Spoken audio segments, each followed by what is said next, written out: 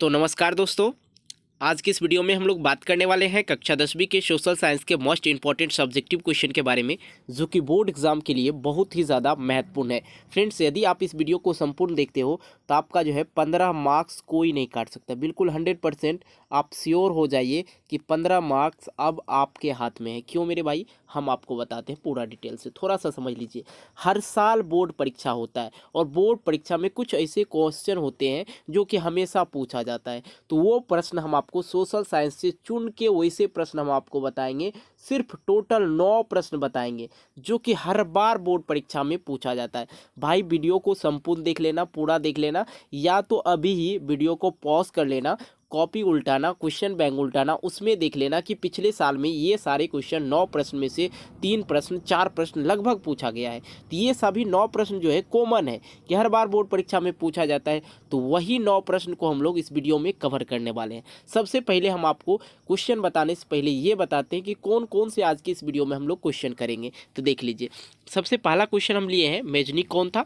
दूसरा प्रश्न आप लोग देख रहे हैं, जर्मनी के एकीकरण में ऑस्ट्रिया की क्या भूमिका थी। तीसरा प्रश्न, खूनी रविवार क्या है। बहुत अच्छा, अगले प्रश्न की ओर चलेंगे। चौथा नंबर है प्रश्न, कार्ल मार्क्स के जीवन सिद्धांतों को लिखें। अगला प्रश्न हमारे पास है, हिंद चीन का क्या अर्थ है। ये भी बहुत बार पूछा गया। अगला प्रश्न छठे नंबर है, लेनिन की नई आर्थिक नीति क्या थी। अब आइए 7वें नंबर प्रश्न, जनेवा समझौता कब हुआ था। साथ में हम आपको आंसर भी कराएंगे, कोई दिक्कत नहीं।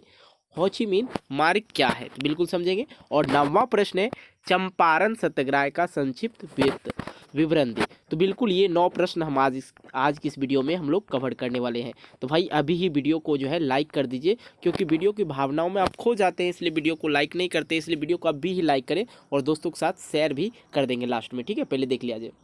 तो आइए हम लोग बहुत अच्छी तरह से इसको समझने की कोशिश करते हैं। पहला प्रश्न जो है हमारे पास, मेजनी कौन था, इसको समझ लेते हैं बिल्कुल आसान तरीका से। देखिए, मेजनी जो जैसे ही पूछे मेजनी कौन था, तो मेजनी एक साहित्यकार, विचारों के योग्य सेनापति था, और जिसने क्या लिखेंगे, जिसने 1831 में यंग इटली नामक संस्था के जो है स्थापना किया था, जो आगे चलकर इटली के एकीकरण में बहुत बड़ा भूमिका निभाई।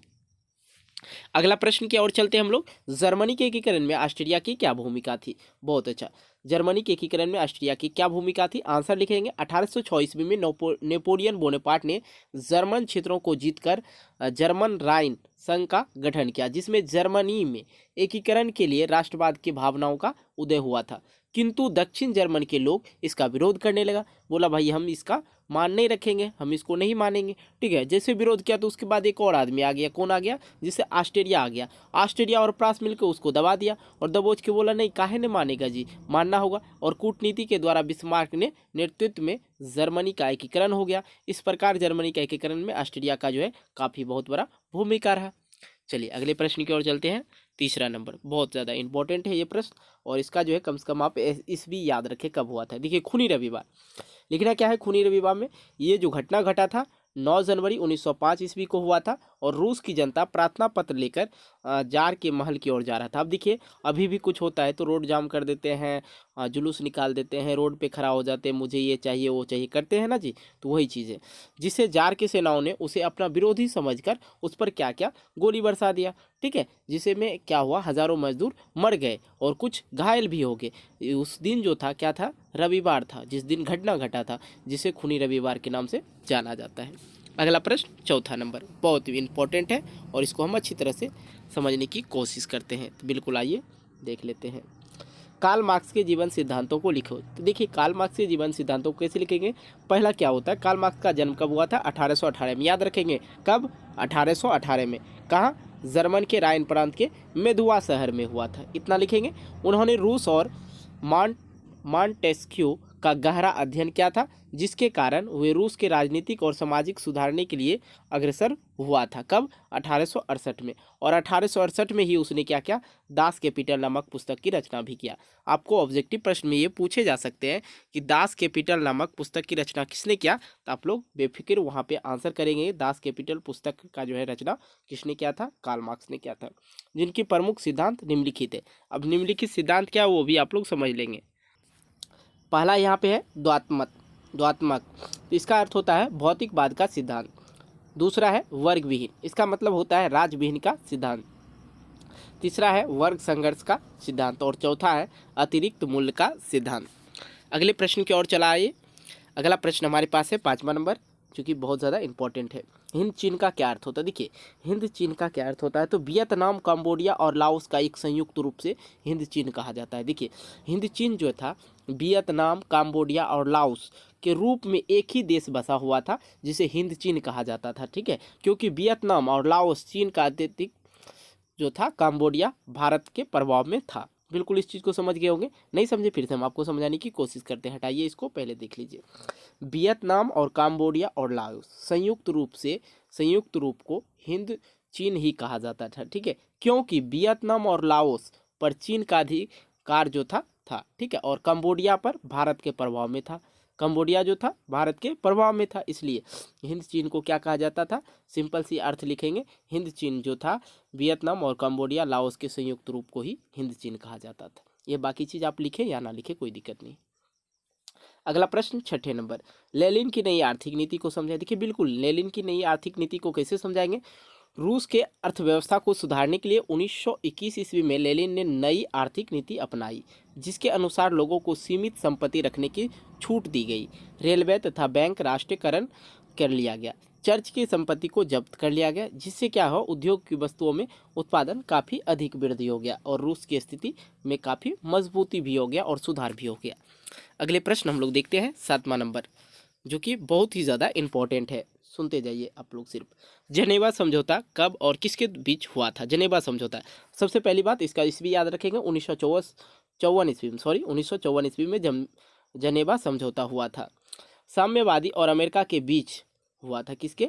साम्यवादी और अमेरिका के बीच हुआ था, जिसके अनुसार वियतनाम के 2 भागों में बांट दिया गया थी। सॉरी, यहाँ पे बांट दिया गया लिखा हुआ, बांट दिया होगा। ठीक है, यहाँ पे क्या होगा? बांट दिया गया। उत्तरी वियतनाम जहाँ साम्यवादियों को की सरकार बनी और दक्षिणी वियतनाम जहाँ अमेरिका की सरकार बनी। बिल्कुल समझ गए। अगला प्रश्न 8वां नंबर है हमारे पास यहाँ पे, होचिमिन मार्ग क्या है? देखिए, होचिमिन मार्ग क्या था, इस चीज़ को हम लोग अच्छी तरह समझते हैं। होचिमिन मार्ग जो था एक प्रकार का भूल भुलैया था। भूल भुलैया किसको कहते हैं? एक इस तरह का कमरा बना रहता है जिसमें 100 दरवाजे हो, मतलब इधर से भी जाओ तो इधर से भी निकल जाओ, इधर से भी निकल जाओ, इधर से भी निकल जाओ। इसमें क्या होता है आदमी? भूल भुलैया। आप लोग देखे ही होंगे, ठीक है, या जानते होंगे भूल भुलैया किसको कहते हैं। जो लाओस और कंबोडिया से होते हुए दक्षिण वियतनाम तक जाता था, जिसमें अनेक प्रकार के कच्ची पक्की सड़कें आकर मिलती थी। अमेरिका के बाहर जो थे, अमेरिका के बार बार इसे नष्ट कर देता था। अमेरिका क्या करता था? इसे बार बार नष्ट कर देता था, किंतु वियतनाम तुरंत उसको मरम्मत भी कर लेता था।